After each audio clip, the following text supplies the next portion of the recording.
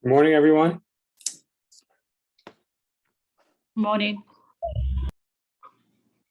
Good morning, guys. Merry late Christmas, I guess. We'll get started in 2 minutes, guys.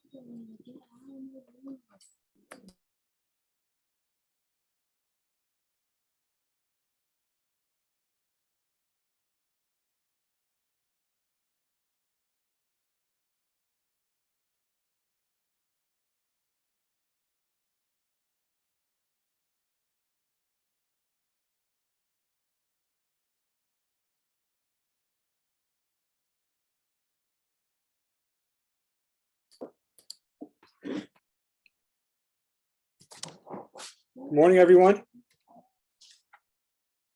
Can you guys hear me okay? Good morning. How's everyone's Christmas? Pretty good, pretty good. You guys sound like you got a bunch of lumps of coal. Is that what the case was? Or did you guys get all the things you asked for and give all the things that you wanted to give?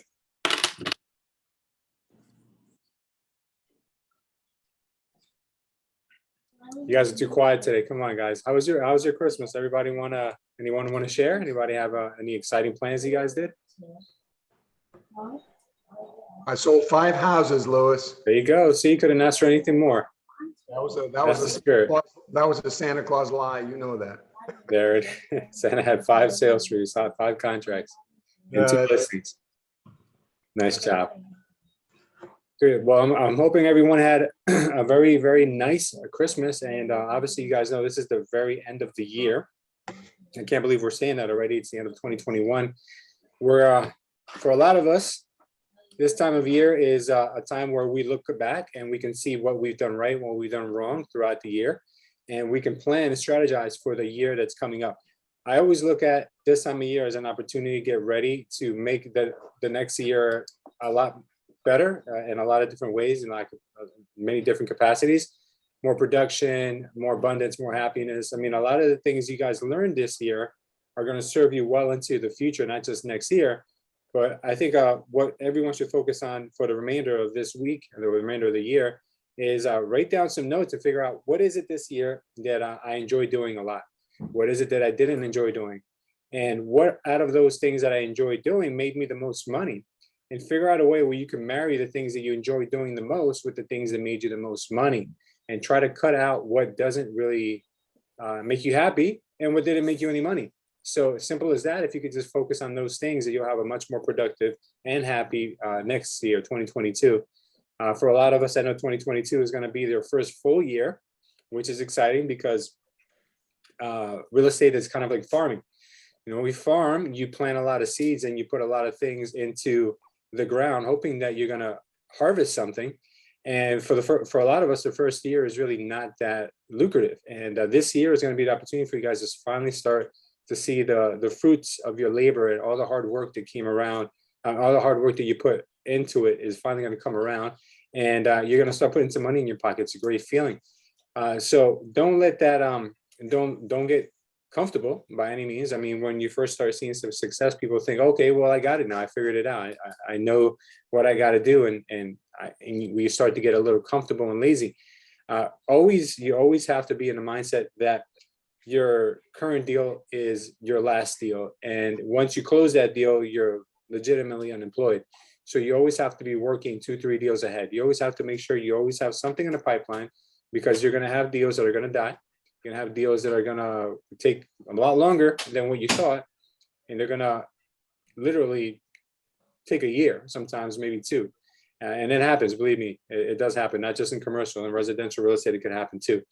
So with that being said, guys, I know that 2021 for some of us has been very, very good. And we finally started to see, really the rewards of all the hard work that you're putting in. I know a few people on this call I can see right now who are definitely starting to become top producers and starting to really make some serious money. And I'm very proud of you guys. And I'm very proud of the ones that are going to start their journey now, because it's not easy. Making this decision to become a independent contractor, a real estate agent who is not promised a paycheck at the end of the week is a very brave thing for you guys to do.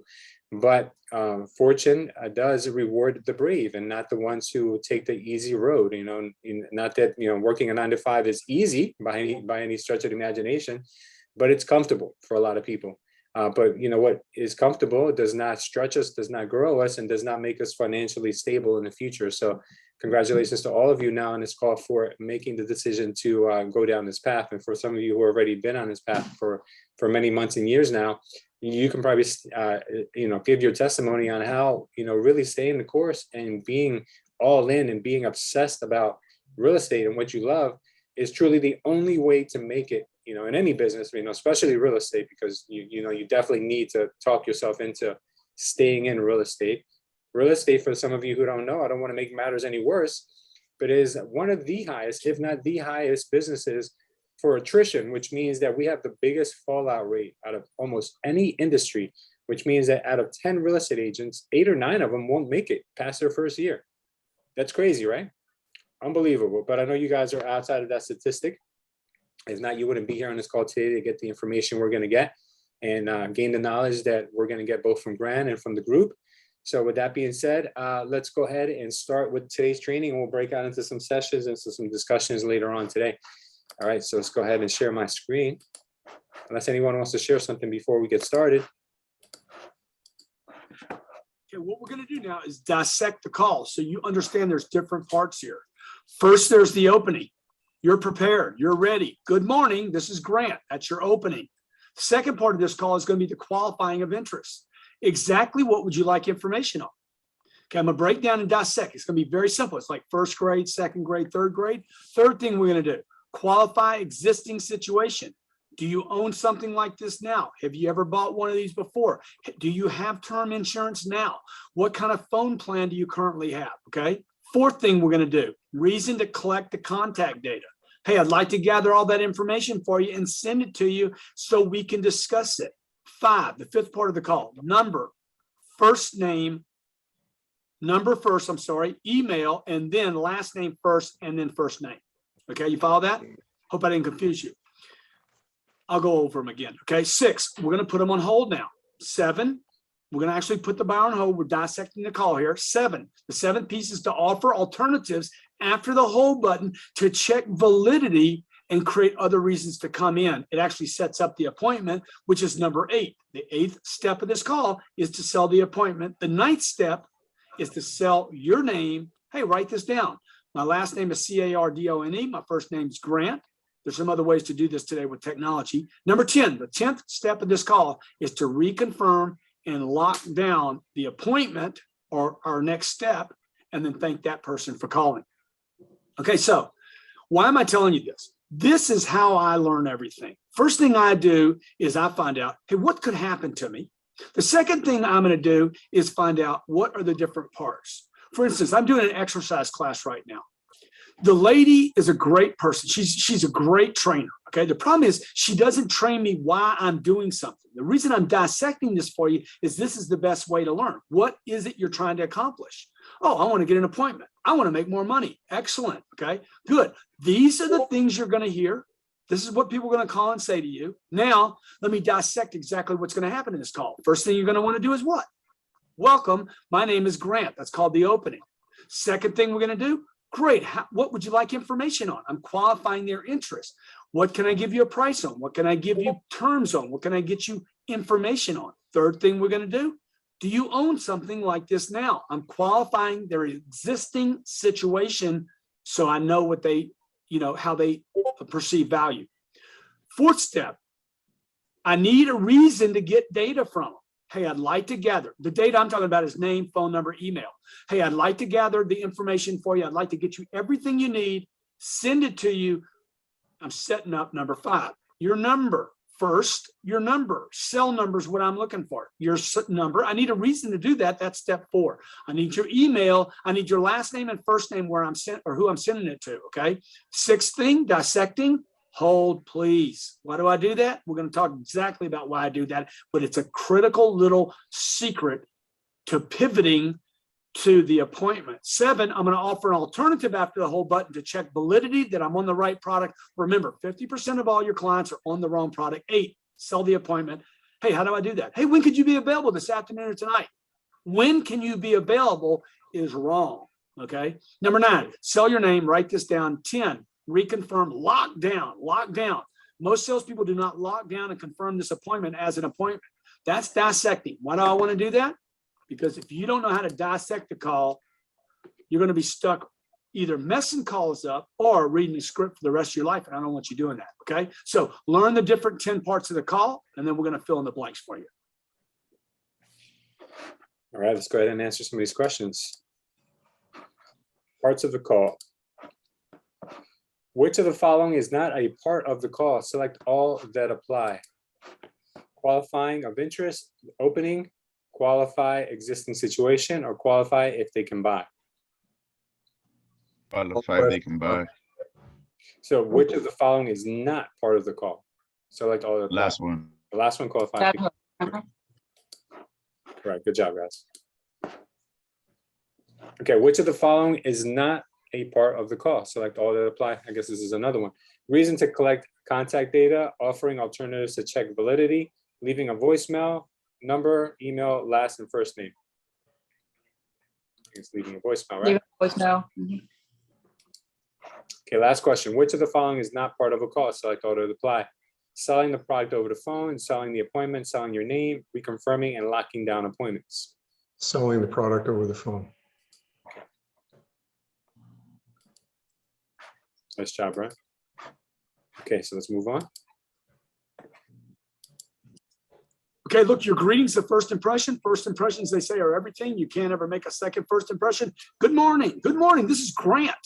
Strongly encourage you to do it just like that. Just your first name or just your last name or just your nickname. Hey, thanks for calling. This is Grant. What information can I get you? This is Grant. All those could be greetings. You with me? Now, the reason I don't want to do first name and last name is it could confuse someone.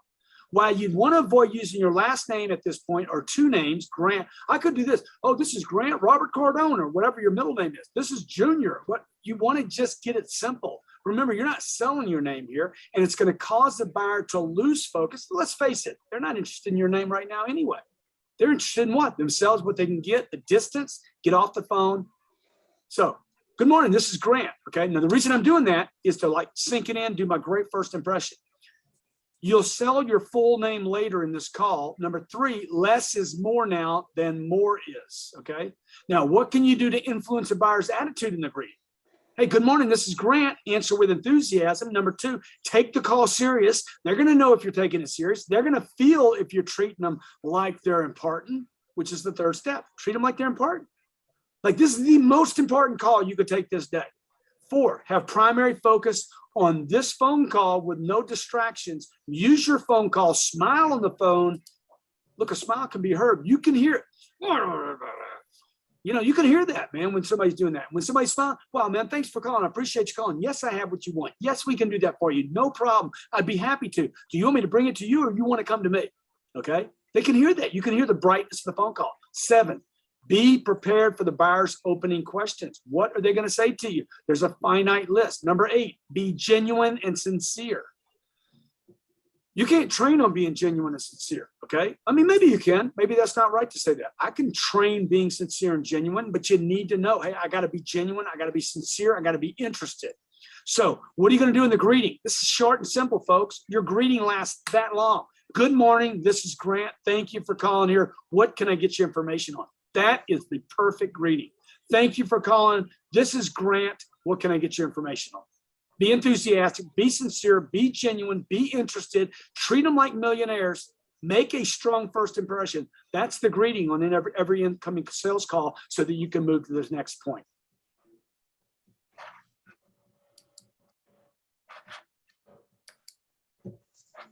Okay, first question, guys. The greeting, which of the following, select all that apply.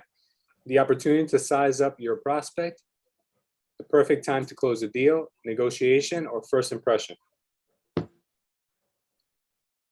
First impression. First impression. Good job.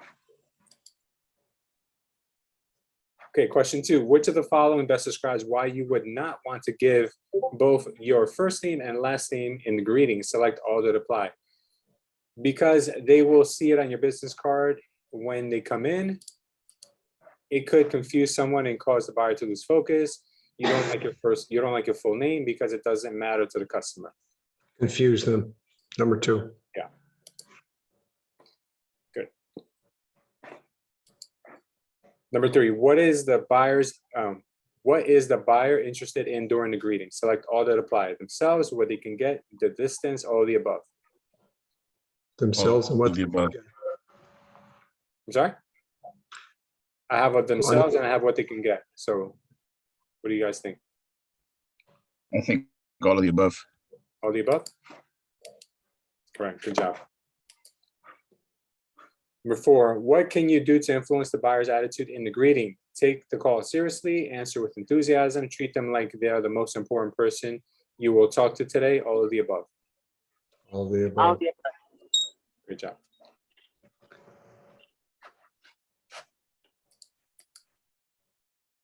Okay, which of the following statements would you not make in the greeting? Select all that apply. Thank you for calling. This is first name. I don't know. What can I get you information on? I don't know. I don't know. I don't know. Okay, great job.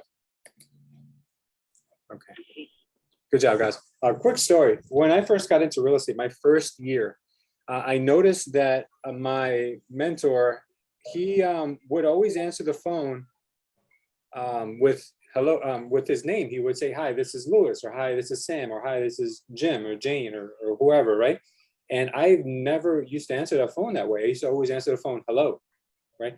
But imagine if you're calling someone who you feel is a professional at something and you get a hello, you think you might have the wrong number. So it took me a little bit of time to kind of get used to that and say, hi, this is Louis, how can I help you? Right? Because it was foreign to me. It wasn't the norm. And I would think to myself, you know, what if I answer the phone and it's like one of my friends or it's my family? That sounds kind of weird and awkward. But you really kind of have to train yourself that you are now a new person. You're taking on this role as a salesperson in real estate who is supposed to be a professional. If they do, you have to start answering the phone as such, because you don't know who's calling sometimes. You know, the caller ID comes up unknown, or you don't know who the person is on the other line. And you gotta exercise your professionalism right from minute number 1. Because if you're like, hello, and the person's like, hi, are you a real estate agent? Like, you know, like they're confused on the other line. Or hi, are you the listing agent on 123 Main Street? Like, you don't sound like one. But when you give that confidence in the beginning, like, hi, this is Lewis, and you're proud of your name, you're proud of the fact that you're picking up the phone, how may I help you? You sound very professional. So if we haven't done that yet, if you guys aren't doing that, and I don't mean just doing that like when you're in an office and you're answering office phone lines, I mean, you're answering your cell phone that way. So I would encourage all of you, if you're not already doing it, to make sure you start coming up with a good way of answering the phone. Next. Okay, so what are we going to do in this incoming phone call to qualify that we're on the right product? Number one, qualify for what they have now or similar situation. This opens you up to what they value and may be trying to avoid. Okay, so I'm going to show you how to do this. 2-door, 4-door, 5-speed automatic, gas, hybrid, electric, long bed or short bed. Why did I do that? First thing I'm going to do is qualify for what they want. Second thing we're going to do is qualify for a similar situation. Okay, first thing, 2-door, 4-door, 5-speed automatic. You want to go gas, electric, hybrid. What are you looking for? Light, medium, dark. You want to go long bed or short bed? All those questions that I'm asking are actually ways to answer questions. The second thing we want to do in this call is ask about similar situations. This line of questioning is going to open you up to what people value and may be trying to avoid. Hey, John, you must be driving a product like this now. Really? You're not? What are you driving now? Will you be keeping it or selling that? Would you like to go bigger or smaller? Are you trying to avoid something? When's your next payment due? How much is it? How'd you get them so low? You're like, can I get all that information on the phone call? If you know your game, you can. Look, I can get people to tell me everything. I can get them to tell me their mother's name, phone number, address. If I control the call, if they trust me, if I know what I'm doing, I can get everything I want done. First thing, what? Qualify what they're calling about. Second thing, qualify what they have now. That is vital, critical, and most salespeople miss it. The third thing you're going to do is offer information overload. Information overload is a way to use smart, quality questions. Some people call them hooks, where you'll get more information from people. Hey, sir, in addition to the price of that truck, could I also get you information on down payments? Could I get you information on monthly payments? And can I get you information on the truck you're driving now? He says, yeah, I'd like all that. What'd you just find out? He's making payments, down payments, and he's got a trade-in. Great. Tell me about your car, sir. Information overload is basically a transition question from what they wanted. Number one, 2-door, 4-door, 5-speed automatic, hybrid, gas, electric, diesel. You with me? How'd you want it equipped? You want it light, medium, dark, and color? That would handle any call. Price, payments, terms. Do you have it? 2-door, 4-door, 5-speed automatic, hybrid, gas, electric. You got to know these, man. You need to know them like, no, like it's automatic. Right? You need to know your game, folks. Okay. First thing is what? What they want. Second thing is what they have now. You must be driving a truck now, sir. You got a long bed or a short bed now. You got gas or electric now. What do you like about it? What don't you like about it? When's your next payment due? How much is it? Did you buy it from us or someone else? Did you buy it new, used, or as a demo? See, all that's going to indicate what they'll consider later. The third piece in this call under fact finding is, hey, in addition to price, can I get you down payments, monthly payments, figures in your car? On a used car, can I get you price?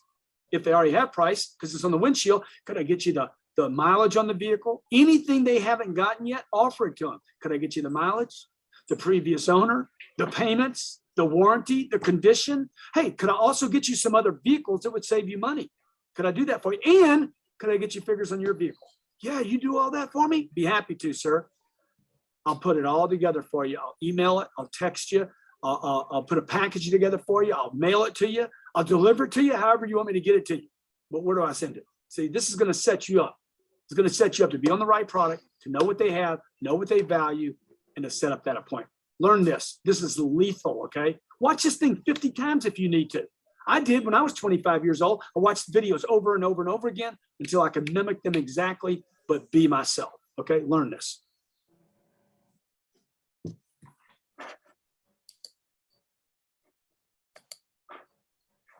What is the importance of fact finding on the call? Select all that apply. Qualify that you're on the right product. Open you up to what they have and may be trying to get. Open you up to what they value and may be trying to avoid, or all of the above. All of the above. Nice job, Brent. Next question. What is information overload on the call? Select all that apply. A way to use smart quality questions or hooks to get more information giving too much information where the person no longer needs to come in, getting too much information from a person where you become overloaded, or all of the above? I say number 2. Number 2? All of the above. Okay. Let's try all of the above. So let's try with number 2.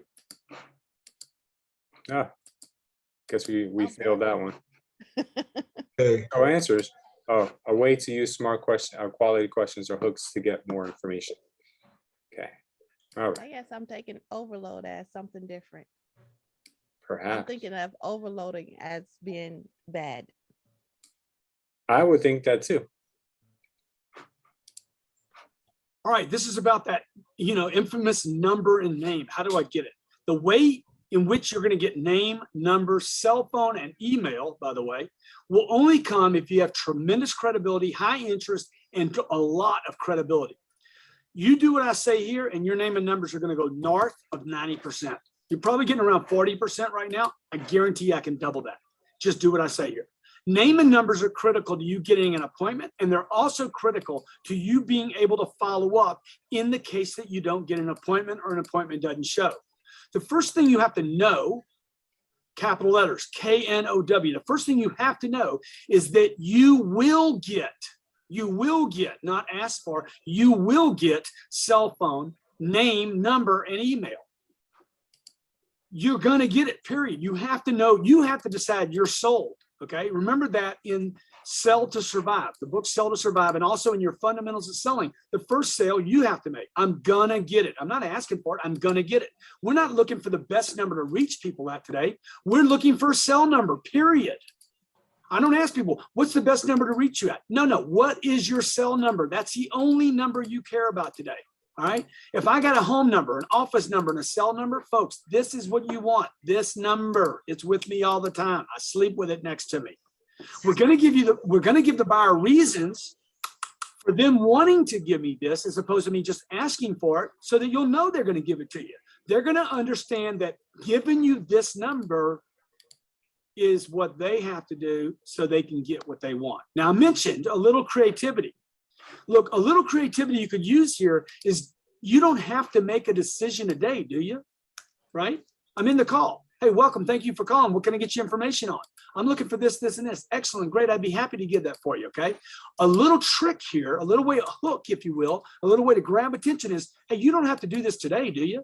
You don't have to buy today. You don't have to make a decision today, do you? Most people are going to say, what? No, I don't have to make a decision today. Every once in a while, you're going to hear this. We'd like to.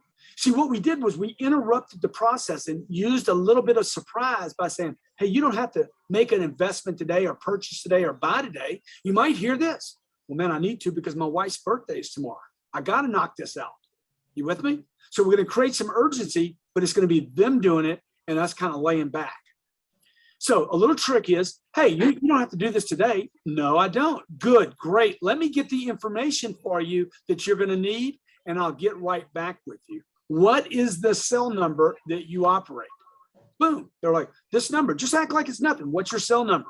Okay. Why do you need that? So I can get you the information you want, sir. You want this, and this. I want to get it for you. See, this is our suggestion on how to set up reasons for getting name and number. Number one, you don't have to buy today, do you? Yes or no? Either way, great. Allow me to gather the information for you. Validate what I have now available, as well as what I have coming in. If you don't need to buy, I'll get all that information. See, it gives them reasons for you to call them back. And without you doing any of the hokey stuff like, I don't know what I have, I got to go check. We don't know. Let me get your number and call you back. This allows you to assertively ask for what's your cell number. 2, what's the next best number? After you get this, I want the next best number. Insurance, baby. 3, how do you spell your last name? That's a little trick I use. How do you spell your last name? C-A-R-D-O-N-E. Okay. I want to have them spell it. And the first name, John, that gives me the right to call him John, not Mr. And number 4, hey, by the way, what's your email address? I want to send you some information to your email account so that we have something to look at when I call you back. Now, what if you get resistance here? What if you get resistance are you going to be able to explain why you want this? Look, the only reason you want their cell number and their email is what? Give, give, give. That's where we operate from, man. Genuinely, sincerely want to service people into the sale.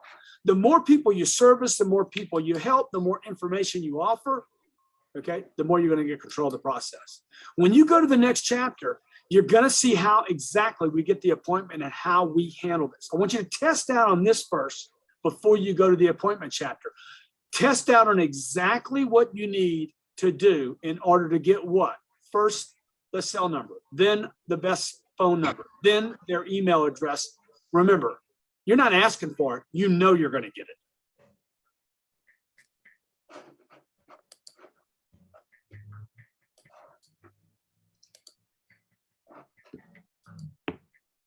All right, first question, guys. How can you ensure you get a name, a cell, and an email 90% of the time? Select all that apply. A, tremendous credibility and high interest. B, know that you will get it, sell yourself. C, ask one time. Or D, both A and B.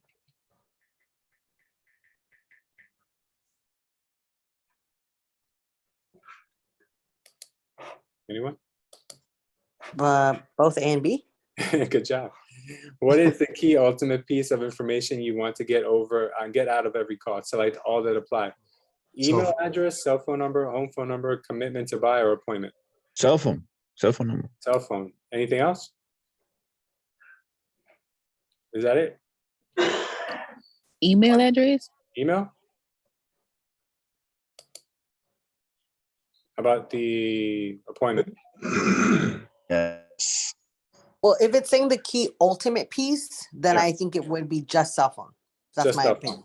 I think, Okay. because it's asking for like one, right? The Let's try. ultimate. Let's try. What is the key? What's that? Oh, yeah, right. What is the key ultimate piece? Cell phone, you're right. Cell phone. All right, let's try cell phone. Great job. Let's try to trick us. Yeah, they did. What does Grant suggest as a good reason for getting their name and number? Select all that apply. Tell the person you want to put it in your telemarketing database. No, of course not. Tell them you don't know and will have to get back to them. Maybe. Or the last possible answer, by asking. You don't have to buy today, do you? The last one. The last one? By asking. Mhm. Good job, guys. Nice. Starting to stick. All right, as soon as I collect all the information I need on where to contact this person, which is the cell number, second number, last name and first name, immediately I put the buyer on hold. I say, hey, hold please. Why am I going to interrupt the flow I have here? Because I'm amassing a great deal of control in this call, and the buyer may expect me not to have done this. Like they went into the call thinking, I don't want to give this guy control. And all of a sudden they give me more control than I have. We're going to interrupt the call and say, hold please. This is going to give me about 20 seconds to break the call up, refocus myself, and determine how I am going to mentally, in 20 seconds, determine how I'm going to go back in and ask for the appointment. Also, this hold is a bit of a surprise. It interrupts, okay? The surprise gets control. Who has control when I say, hold please? If I stop this video right now, hold please. See, I didn't ask you to hold. I said, hold please. I control that when I put you on hold. Now, don't give a reason for the hold. Oh, hey, I need to do this or that. Let me put you on hold. Don't do that. Do not cover the phone. Don't cup the phone. Just say, hold please. If you don't have a hold button, okay, just put the phone down, face down, all right? If I'm using a phone like this, all I need to do is set the phone down. Do not cup. When you come off the hold, cupping does what? You hear all that noise. It sounds like you're trying to hide something. Just put the phone down. When you come off the hold, you're going to come up with a brilliant idea, something creative. This will be an idea that should always improve your buyer situation. All right. We call this the alternative. You've heard me talk about this in the road to the sale. Hey, let me ask you something coming off a hold. Would you consider something a little bigger, a little longer, that would give you more coverage, something you haven't considered, different, better, but because of some of the promotions we have going on would provide you with more value for your money? Would you consider that? Now, what are the reasons for using this hold button? Okay. changes the game. It gives me a moment to come up with a creative way to improve the buyer situation. It determines if there's any flexibility to the buyer's a shopping list and or commitment to that product. Four, it gives the buyer a reason to come in and look. Oh, I never considered going to a bigger range. I never considered more horsepower. I never considered something longer. Maybe I should come see what you have. You see what I'm doing? Number five, the hold button and then the alternative creates urgency. Six, it multiplies product availability. And seven, it gets you off of pricing one product. Now, what are some of the ways? After the hold button, we're covering two things here, the hold and the alternative. What are some of the ways to offer this alternative? You could go from new to used if you sell used products. You could go to new to demonstrator, something, or floor model, something someone else has used. You could go from new, what they called about, to something new with less equipment. You could go from new, what they called about, number four, to something with more equipment, something with more value, more options, even something more expensive. You could go from something pre-owned or used or demonstrated or model, floor model, if they called about that, maybe some promotion, to something newer for the same payment. That could be an alternative if you sell used or floor model products. Six, you could go from something older to something brand new for the same money or same payment. And you could always go from something used, a demonstration type of product, a model, floor model type product, to something with more equipment, more value for their money, more offering, something bigger, something a bigger range, bigger horsepower, more air conditioned unit capability, more coverage, whatever it is. Look, all we're doing is offering choices here. Now, the mistakes you make that you could possibly make when offering this alternative is the biggest mistake you'll make. Hold, and then the offering is number one, you don't offer. That's the biggest mistake you'll make, is just not to offer. Oh, this guy knows what he wants. Over 50% of your callers are on the wrong product. Over 50% of the time that you call somebody about a product that you think for sure that's what you want, you're not on the right product. Number two, you're being too specific. Hey, I have, you could move somebody. They're looking at an 18-inch whatever, okay? And you're like, hey, would you consider a 20-inch? You're being too specific. Don't do that, okay? Three, you're using words like used or demo or older or floor model. We don't want to do that, even though I did that in the examples to tell you what we could offer. I did that because that's the way you think, but don't do it with your clients. Offering alternatives too early in the call will cause this customer to think that you don't have what they want and or you're doing this switch and bait thing. Don't get hung up in what the buyer picks, whether they deny it. Either way you win when they say yes or no. Yeah, I'll look at it. No, I won't. Either way you win, because the alternative sets up momentum for you then to ask for what? No, Grant, we don't want anything else. We want this. Great. When can you be here? Yeah, Grant, we consider it. Great. When can you be here? You with me? Test out this alternative. Okay, test it out. Test it out. Would you consider a bigger range? Almost the same money with the promotions we have going on. Hey, would you consider more insurance? Okay, would you consider actually going from a $4 million mortgage to a $4.6 million mortgage, including all your costs, if the payments were the same because of some of the promotions we have? Would you consider 15 years rather than 30 years if the money was close? Yeah, I'd consider that. Great. When can we be available? This afternoon or tonight, I can come to you or you can come to me. Bing, I'm setting up the appointment. All right.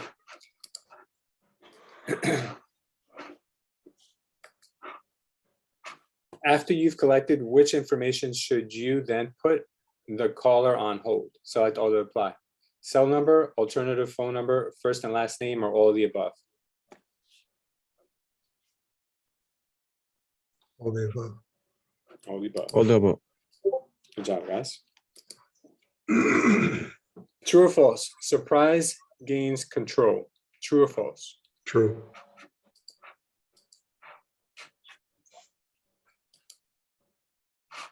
True or false? An alternative is offering other choices from what they want to someone else you think they may be interested in. True or false? True.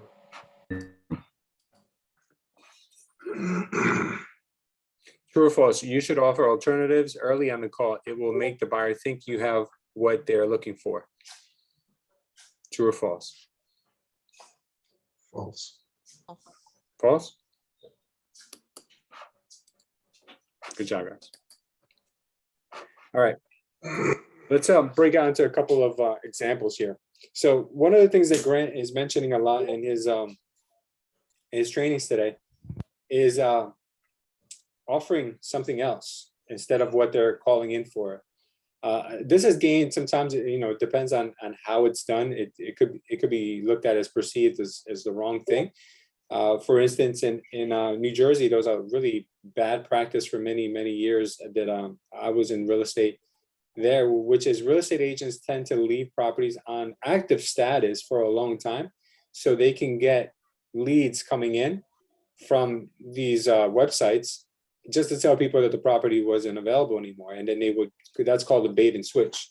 Now, we don't bait and switch. Obviously, we get fines now for that kind of stuff if we leave a property on after it's already under contract. So once a property is under contract, we're no longer getting calls on it, but there might be one or two that might slip through the cracks, or they might still call on a property that's showing up as pending or under contract. So in those cases, when they do call us about a property like that, or if it still shows as active and it's going to go under contract today, you got to know what to say to people in order to not sound like someone who's trying to bait and switch them. Because a lot of people, when they call in for something and it's no longer available, they kind of feel like they're being baited. So imagine if you look at a magazine, or you're looking at a newspaper, and you see there's an 80-inch television for $300, and you call in, you're like, hey, I'm calling about the 80-inch television, that's $300. Oh, I'm sorry, we just sold the last one. Oh, that sounds kind of like, that was just a gimmick to get me in the store. So what we don't want the customer to feel like is like they're being kind of hoodwinked. They're not being taken for some kind of a bad experience, right from the first time they speak with us. So we need to build a rapport right away. We need to ask the names. We need to offer them assistance, let them know, that there are other options, and propose those other options without waiting for them to ask you for other options. That's not how sales work. People don't sell themselves. People don't tell you what to say, and they don't close the deal for you. You got to do all of these things leading up to the close. So if I'm calling in and 123 Main Street's not available, I'm feeling kind of bummed, like, damn, that house looked really nice on the pictures, and I could see myself in that house with my dog and my kids and my wife and all these people, that I care about. But unfortunately, you just ruined, my whole vision that I just had in my head. So we have to kind of take ourselves out of our position and put ourselves in the client's shoes and think about how they feel, because really buying a house is one of the most emotional experiences, even for someone who's seasoned in the business, that you'll ever do, because it just, there's a lot of doubt, and there's a lot of excitement. There's a lot of mixed emotions in there. So it's our job to keep people on a certain path to feeling comfort, because that's what we're here for, is to make sure that they're comfortable with us.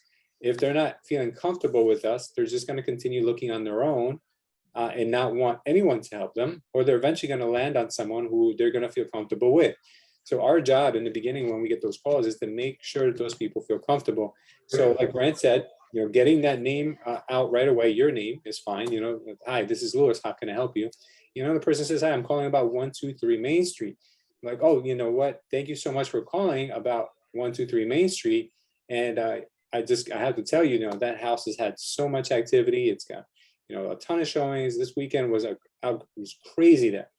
I've got good news for you and I've got bad news. The good news is that I can still show it to you. If you give me a moment, I'd have to confirm that, because the bad situation is that, or the bad news is that the house, the owner just accepted an offer because there's been so much activity in that house, and they had to kind of calm things down because there were so many people coming through the house. But if you just give me a moment, I will see if I can get you an appointment to that house anyway. But maybe throwing into the situation, we're throwing into the equation, let's throw in Grant's line, where Grant says, but you don't have to buy it right away, do you? So that's a good question. I never thought about asking that. So while the person says, I want to look at this home, I'm like, okay, great. I'm going to try to get you that appointment right away. I already broke down the good news. I broke down the bad news. Let me see if I can get you that appointment. But let me just ask you, you don't have to buy right away, do you? Then the person might say, well, actually, I do. So you just pulled the urgency out of them without us having to sound like we're trying to be salesy. Because the salesy person is, how soon are you looking to buy? That's sales, right? That sounds like we're trying to extract some information to benefit us. But when we say, but you don't have to buy it right away, do you? We're kind of sounding like the voice of reason. Like we're trying to give them some time to make an educated decision, to make a good decision, right? So the way that Grant phrased that was reverse psychology, basically, is what it was, but it was very good and it's subtle. So if we perfect that, we use that into our role play, it'll be like second nature when we actually use it in real life. So just give me a moment. Let me see if I can get you to that point. Okay. Put it on hold. Let's just pretend we do that. Make the call, go on showing time, whatever we got to do. Hi, Mr. Smith, or whatever the guy's name is, or John, or if the guy gave us his first name. John, well, listen, great news. I got us the appointment, which was not easy because the owner, like I said, has had so many people through that house, but they did me the personal favor of taking a look at this property.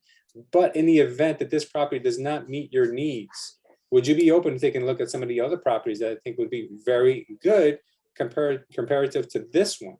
There are some newer properties that just came on the market, and some properties have been sitting a little longer that we might be able to get a better deal on. So now I'm throwing different visions into the person's head, like, oh, saving money, new options. I'm giving him or her options that he didn't have when he first called in about that one single property. So now I just turned that conversation where it could have been potentially bad. This is how that call could have went if I was just a new, unexperienced agent who didn't know any better. Hi, I'm calling, I'm answering the phone. Hello? And the person says, yeah, hi, I'm calling about 123 Main Street. Oh, I'm sorry, but that property is under contract. Oh, okay, thank you. Okay, bye. That's the unexperienced agent. Someone who has not closed many deals and will not close any deals if they keep doing that. But the experienced agent who knows that every phone call is an opportunity takes advantage of even the bad situations where the home isn't available.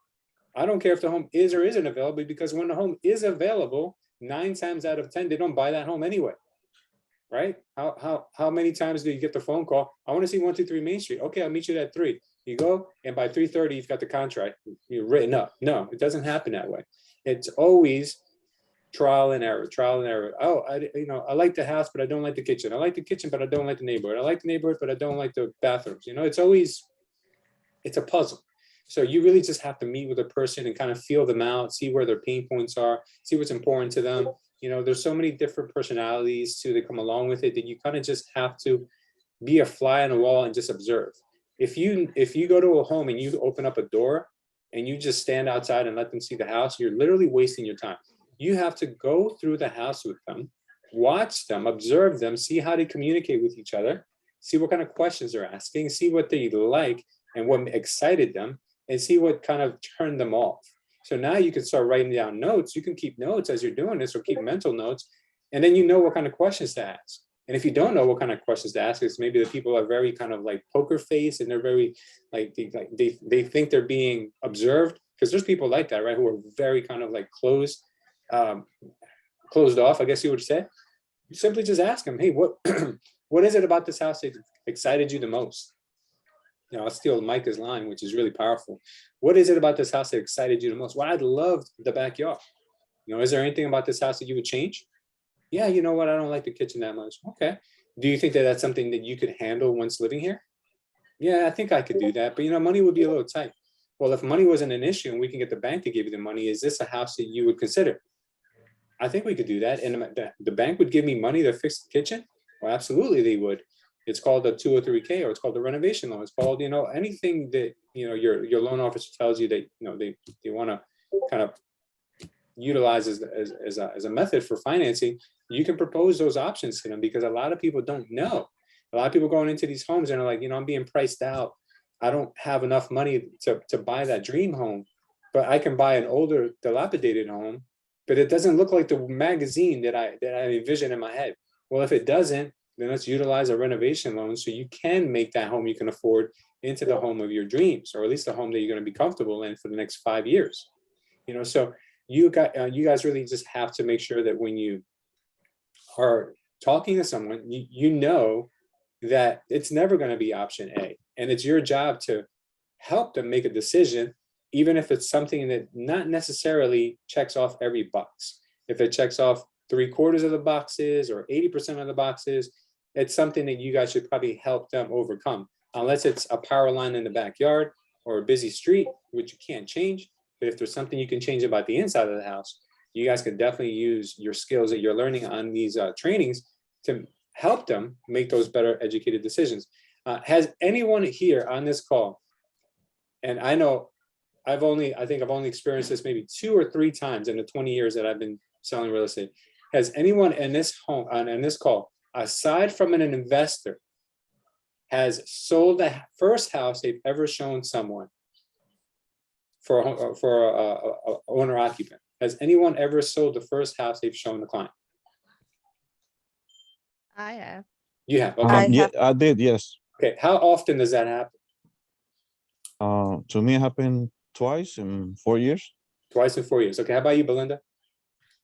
Just That- once, just once in the 12 years. And Once that in was 12 years. because it was a new subdivision. Yeah. Alejandro, and those were all owner occupants, right? They weren't investors? Yeah, Yeah. yeah. I know. Okay. Okay. Guys, Does it count if it was an open house? open house? Yeah, one of the open houses I held, I showed the buyer and then they bought the house.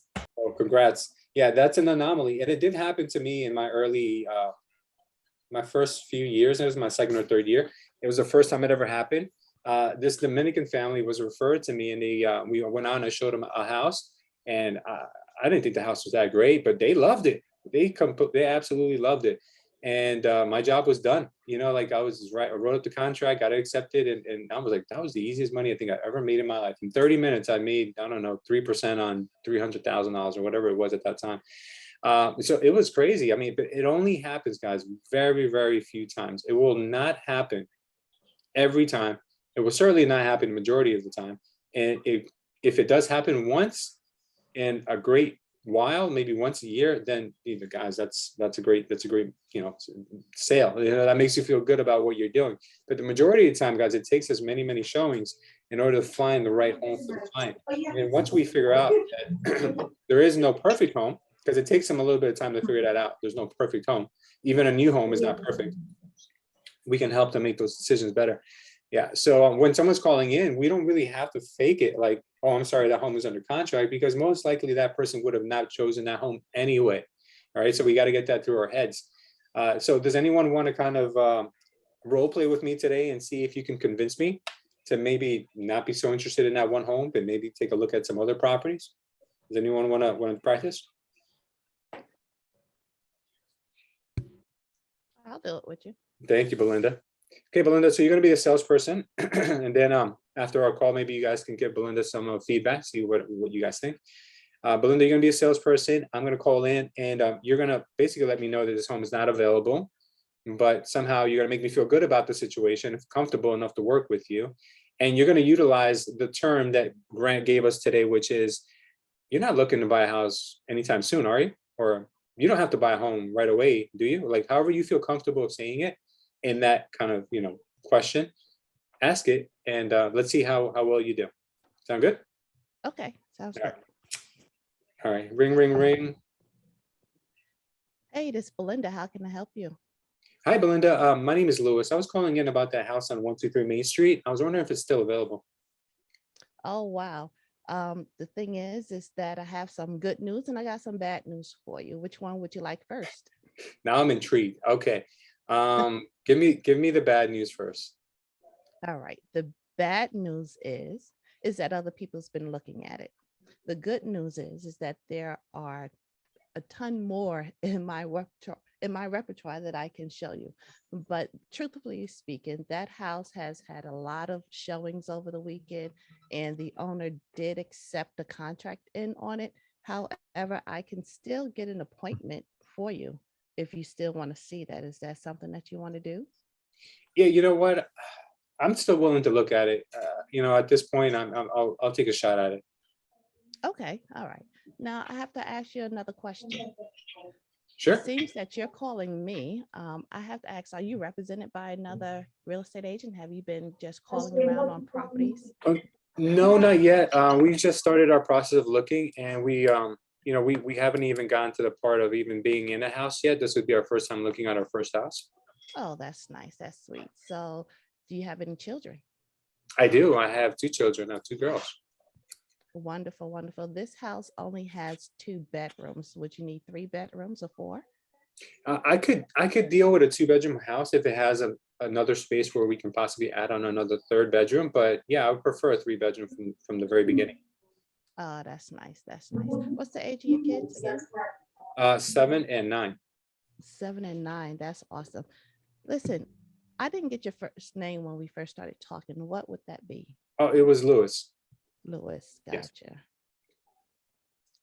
And in case we get disconnected, Lewis, what's a good number? In fact, let me have your cell number, so therefore I can call you back just in case anything happens. I am driving right now. Oh, sure. 908-494-5438. 5438. Yes. All right, great. So here's what I'm going to do.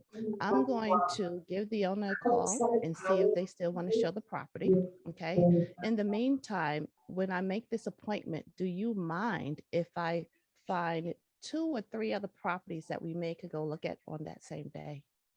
No, I don't mind at all. But what I'm looking for is kind of the same type of house like what I'm calling in on.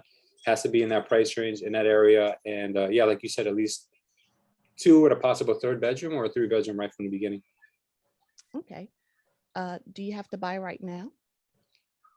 I kind of would like to, we don't want to renew our lease. So I would prefer to buy within the next 2 months, 3 months, if that's possible, if we find something. If not, we're gonna have to renew our lease. And it's not something I'm looking forward to. Gotcha. I understand. Have you already been pre-approved? I have. I've been pre-approved by my bank, my personal bank. They gave me a limit up to $300,000. So I feel like we want to stay, well under that if we could. Okay, sounds good. So here's what I do. I have your name, I have your number. Let me go ahead and call the owner and see if I can get you an appointment, and I'll give you a call back in about 30 minutes. And if you can, if that pre-approval is electronic, do me a favor and just print a copy so that when we meet that you can go ahead and show it to me. Is that something that you're willing to do? Sure, that's not a problem. All right, great. And by all means, bring the kids along with you. I always Okay. love to see their reaction when we go out. All right, no worries. Thank you so much. I'll wait for your call. Okay, thank you. Good. Call you back. Bye-bye. Thank you, Belinda. All right, guys. So what feedback could you give Belinda? Was she perfect? Is there anything you could add? Anything you would take away?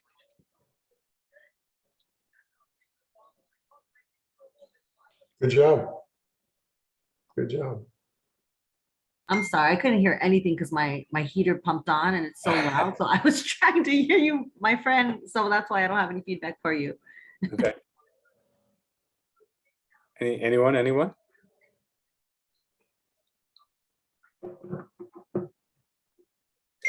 Let me just give you a little piece of advice. Nothing wrong with what you said, but what I've used in the past for the pre-approval letter is something where it's a tactical thing. Instead of asking for the pre-approval letter because I need it, I say to my clients that a lot of the homeowners that I'm going to be requesting showings from require me to send in a pre-approval before getting the appointment. Is there any way you can get that over to me in the event that I get asked for one?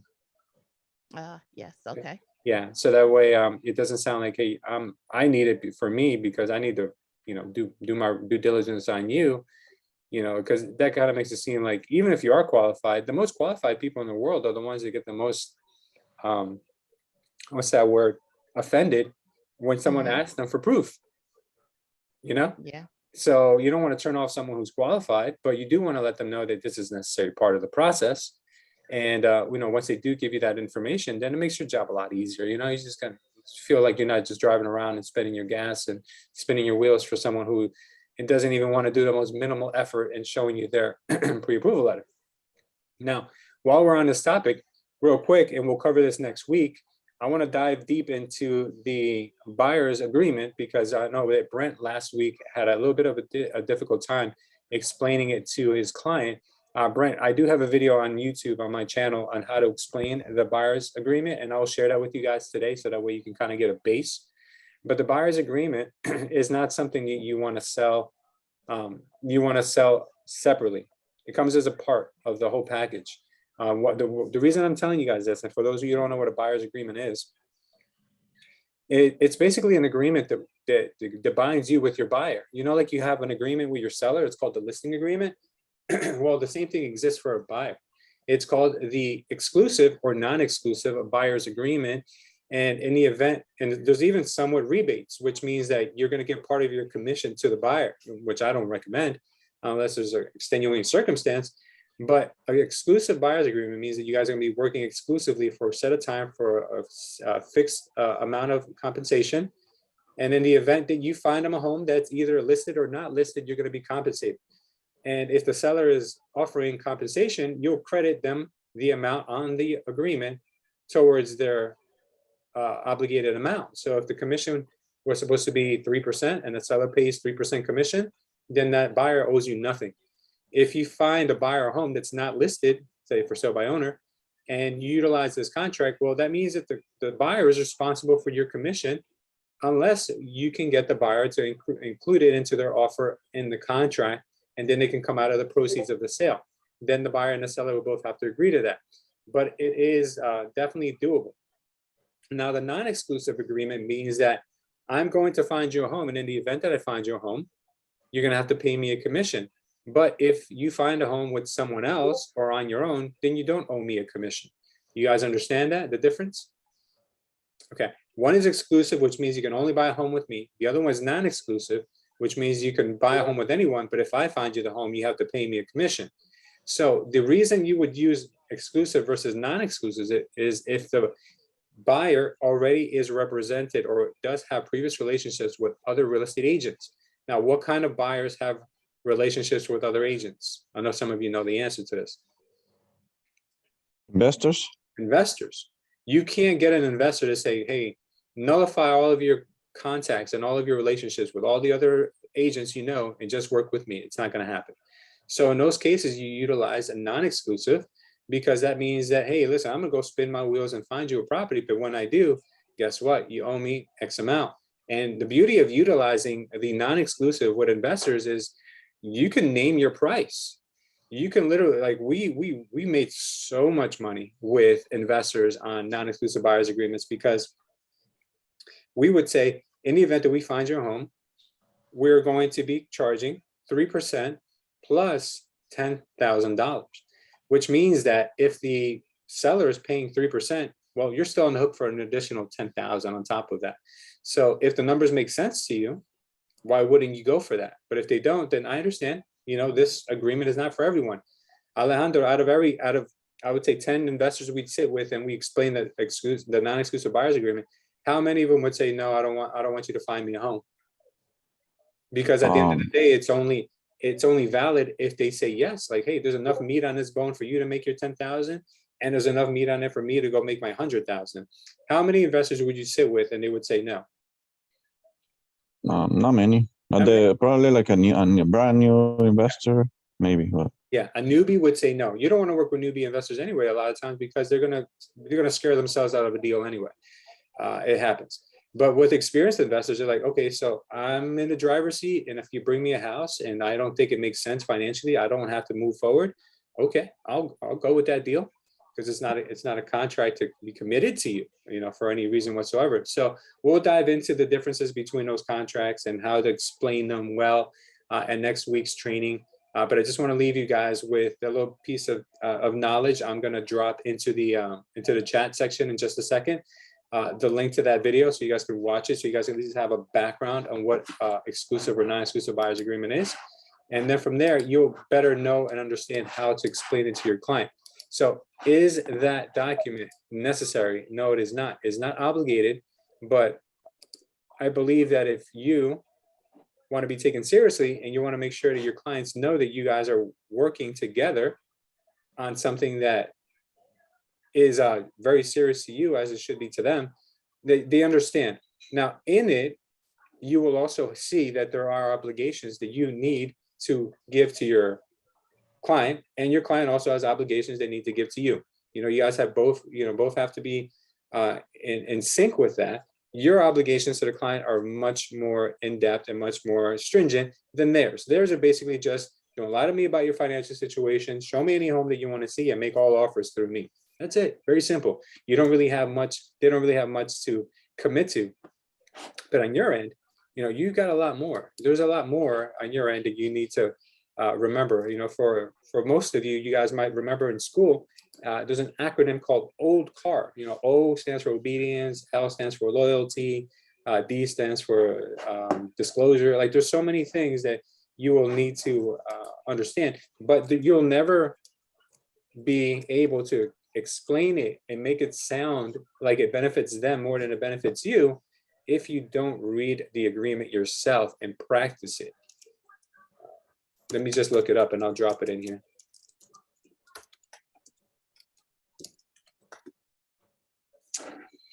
What is an exclusive buyer's agreement? Okay, here we go.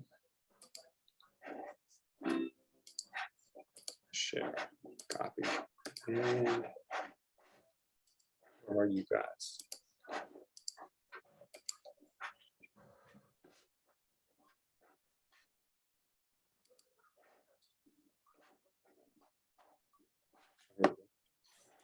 Stop share.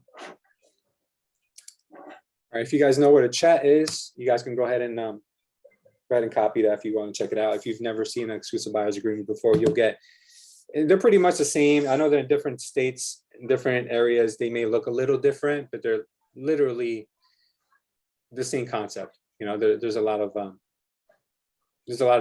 differences in different MLSs, but they're pretty much all the same thing. There's another document too that we'll get into maybe next week or the following.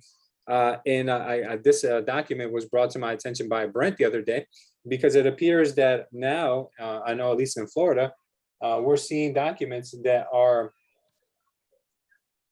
appraisal discrepancies. So now you guys know that homes are under appraising. So because homes are under appraising, sellers now are, or listing agents for sellers are now demanding that buyers and buyers agents get a document, which is an addendum that says if the home under appraises, you will cover the difference up to a certain amount. And if now, we used to write it in the contracts, but now it's a legitimate addendum that gets put into contracts. So we're going to review that as well to see if we can figure out, not figure out, but we can understand it better, because the more we understand it, the better we can explain it. And the more we can sound like we know what we're talking about, and our clients will sign it. So with that being said, guys, we'll close out. I do hope, wait, what is Monday's date? Is Monday like a New Year's or something? Let's see. So New Year's Day, Saturday. Okay, so Monday is the 3rd, so we'll be back on Monday, so that's good. So yeah, with that being said, I wish you guys all of the best, for the next few days. You guys have a little bit of time left in 2021. Utilize it wisely, guys. Utilize it to plan for next year and have a goal, and have many goals, and have micro goals. You need to have these things. You need to have them somewhere where they're visual, where you can see them. And they shouldn't just be financial. They should be in every aspect of your life. You should have a goal. You're dying when you're not growing. So if you feel like I've gone through stages where I felt like I'm not expanding, I'm contracting. And if we start feeling we're contracting, it's because we're not making goals and we're not pushing ourselves to those goals. Fitness goals, health goals, life goals, spiritual goals, financial goals. If we don't have a finish line, there's no way to measure our success. So keep that in mind. There is no perfect way. The way that I've found works the best is if you include it into your daily routine, put it into your calendar. If you put it in your calendar, the chances of you doing what you need to do go exponentially up. Whether it's making more money, put those activities into your calendar. Whether it's getting healthy, put that activity into your calendar. Wake up earlier, do the things that are difficult to do, because in 2022, that version of yourself will be better off and will thank the version in 2021 that started the process, started that wheel turning. So with that being said, guys, I appreciate you guys more than you could ever imagine. Thank you guys for being on this call, and we'll close out with our prayer right now. Dear Lord, Father, we thank you for having us here today, Father. We thank you for having the new faces and the returning faces with us today, Father. We ask you to just keep us safe, Father, for the remainder of this year and into 2022, Father. Not only us, Father, but the people around us, our loved ones, our family, the people that we call our friends, the people on this call for sure, Father. And we just ask you to allow us to take this information that we take in every week, allow us to apply it to our lives, Father, so we can increase our value to society and to our loved ones, Father. Let us be great examples to those around us so we can motivate them, Father, to be the best version of themselves. And if we have children, Father, the best version of their selves. In Jesus' name we pray. Amen. Thank you, everyone, for being on this call today. You guys are Amen. amazing. Thank Thank you. you, guys. Thank everyone. you. Thank you very Bye-bye. much. New Year. Guys. Have a good week, guys. No worries, no worries. I think we have a question from someone, but I'll take that. Don't worry, guys. Thank you. I'm in the process of taking the class and the exam. Any help you can share? Yeah. Yeah. Let me help you. I'm gonna drop into the description section. Are you in New Jersey by any chance? Nis, are you in New Jersey? I'm gonna drop in some training audios that you can listen to.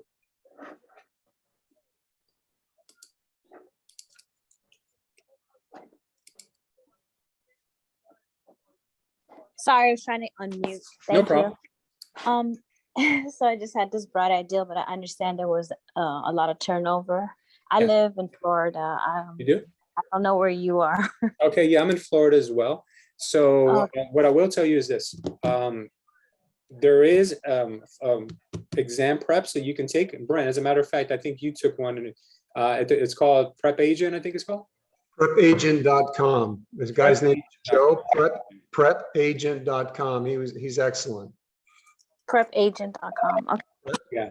Agent. Yeah, Brent spoke very highly of it. Brent's not a great test taker, but he nailed it on his second try. So, you know, if you find yourself to be in that kind of realm where, you know, you're not really comfortable with tests, this really will help you. Well, you know what? I'm just stepping into it, so I'm just like so green. Yeah. So I mean, I am going to take a course instead of the 63-hour class and just slowly go through it because I have a main job and this will be something on the part-time, of course. Nice. But I was just curious, like, because I'm so green and I'm just stepping into it, you know, I love your suggestions. I did sales and other things, so that stuff works.